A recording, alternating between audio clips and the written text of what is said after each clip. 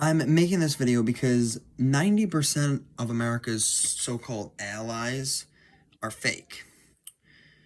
NATO, fake. They have done nothing since the Iranian war has started other than the UK maybe providing, other than the UK allowing us to use its air bases. But that's about it.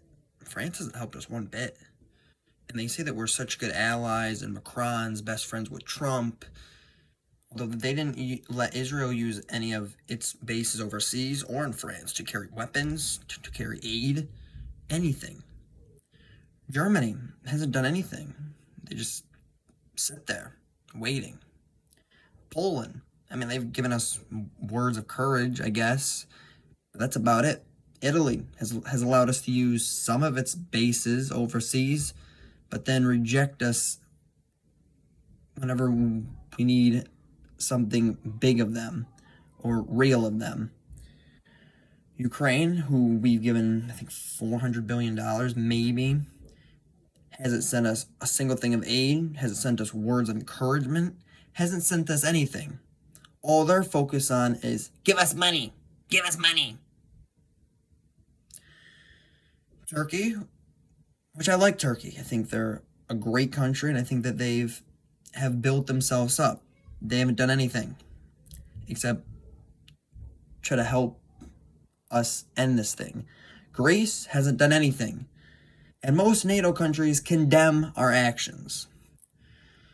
I don't think that's what allies do. I think allies, yes, can say, oh, what you're doing is wrong, but 95% of these NATO countries agree with what we're doing, right? Or don't want Iran in power anymore. And countries all around the world, such as even our allies in the South Pacific, are staying out of it. Allies in Latin America, other than Argentina, have said nothing about this. Allies in Africa, other than Egypt, hasn't done anything about this. And I think other than the Middle East, those are the only countries that are helping us. And only reason they're actually helping us is because they're the ones getting bombed or attacked. Pakistan, which I give them a ton of credit, they do not have to help us one bit, and they are mediating peace talks. They're fine. I don't care. India has given us words of encouragement and wants de-escalation. That's fine. Respect it. But when countries condemn our actions or say that what we're doing is wrong, I think we need to look in the mirror as a nation, as an alliance with these different countries. Because many countries such as Oman, UAE, Qatar, Bahrain, Kuwait, Saudi Arabia, Jordan, they've helped us so much throughout this entire thing by either shooting stuff down, launching attacks. They have really been great partners. Europe, only thing anybody has done is Italy has allowed us to use some of their bases, and the UK has given some naval bases to us in Israel. That's about it. And I keep on hearing these rumors about the African Union and Uganda going to help Israel. Where's that? And speaking of Israel, I kind of understand why people are anti-Israel, because what they're doing is not trying to be good friends, good relationships. They're basically using us. And everybody's like, oh, well, Israel's our greatest ally. Really? Then what exactly do they do for us? Oh, well, they provide great surveillance. They do this. You mean the surveillance that they're using to bomb apartments with only one terrorist in it? After the ceasefire was actually signed between us and Iran, which they haven't really upheld, Israel immediately launched a bombing on Lebanon. And sure, that's stopped for now. I think Israel is shooting itself in the foot, and they want us to go down with it. They are pulling the ship down, basically. And We give so many countries slack, like Saudi Arabia or China or a bunch of different countries, such as like Brazil. Um, we make fun of so many different countries for simply helping us or doing more than what Israel has done for us. And you don't hear anything nice being said about them. Trump just put out a tweet or a post saying how even if you don't like Israel, they're our greatest ally. They do so much for us. They're a strong nation. They do this, they do that, they do this, they do that. When having them as our allies is basically baiting us into a potential World War III situation, or at least a war in the Middle East, which we're in right now. And everybody's like, "Oh, Israel's surveillance is so good. It's this, it's that." When we have to do all the work for them. Oh, and I used to call the people that are supporting Palestine crazy. You know, how they're subhuman, soulless. Come to find out, Israel is the one that's doing most of those things.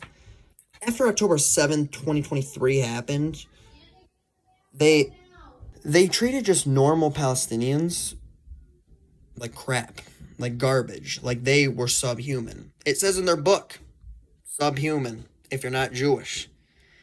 And everybody's like, "Oh, you're an anti-Semite if you don't like Israel." Why is it that we defend Israel all the time, saying that they're our greatest ally, when everyone is equal? I don't see us helping Saudi Arabia like this. I don't see us helping many different countries like this, Sudan like this. I don't see us helping many different countries around the world, Afghanistan like this, Pakistan like this. But we are supposed to help Israel? And everybody's like, "Oh, well, there's multiple different reasons. The Bible says help the Jews no matter what." Listen, the Bible is over 2,000 years old. Listen, I love God. I love the Bible. But we need to think as ourselves as adapters. We need to adapt. And I'm not talking bad about the Israeli people. I think they're amazing. But what the Israeli government is doing is tempting us. They're getting us into more and more conflicts, from Palestine to bombing Lebanon. They're like, "Oh, we need southern Lebanon." For what? Lebanon's already tiny. Also, Israel has put themselves in this bad position by fighting endless wars in the Middle East, kind of like the US, although more Middle Eastern countries like the US than Israel. And then everybody's like, "Oh, well, it's surrounded by a bunch of Muslims, Islamists, terrorists." We deal with the Mexican cartel, and you don't hear us complaining about it. We deal with everything around the world. America acts like the policeman every single country, everywhere. And Israel can't have fair negotiations with Jordan, with Syria. Are you kidding me? And this is our closest ally. Listen, as I said before, I used to think that those Palestinian Hamas supporters were crazy, but now I'm starting to get it. And Israel has been attached to so many different things, such as the Jeffrey Epstein Island, um, Charlie Kirk assassination it's been linked to, and just so many other stuff that Israel is connected to over and over and over and over and over again. And the House still chooses to give Israel funding, do this, do that. Listen, I say we just leave all these countries that aren't helping us or that are getting us into more and more trouble and send our troops home so they're safe.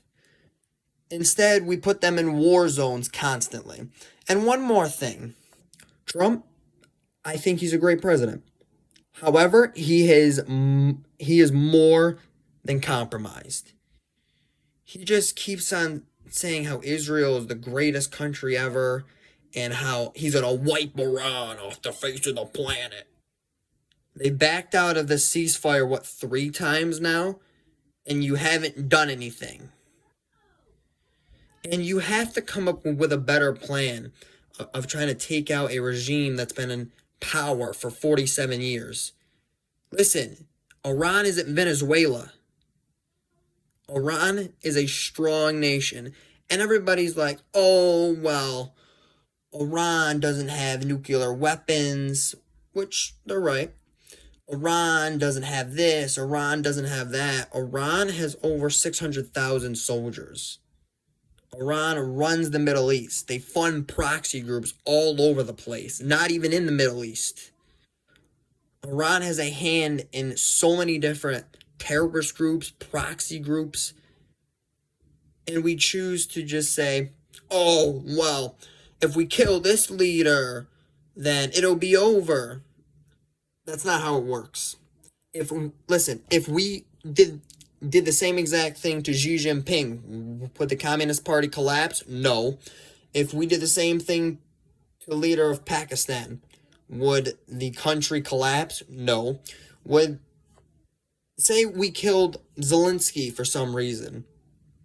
Guess what? Money would still flow into Ukraine. If we killed somebody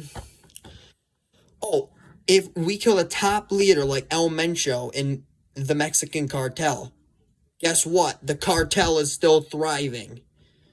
So the fact that we want to act like these big tough guys and fight Israel's wars for them, although Trump said, oh, I'm not going to get us into any wars, I'm not going to do this. He said, after Iran is Cuba. I supported Venezuela is attacked.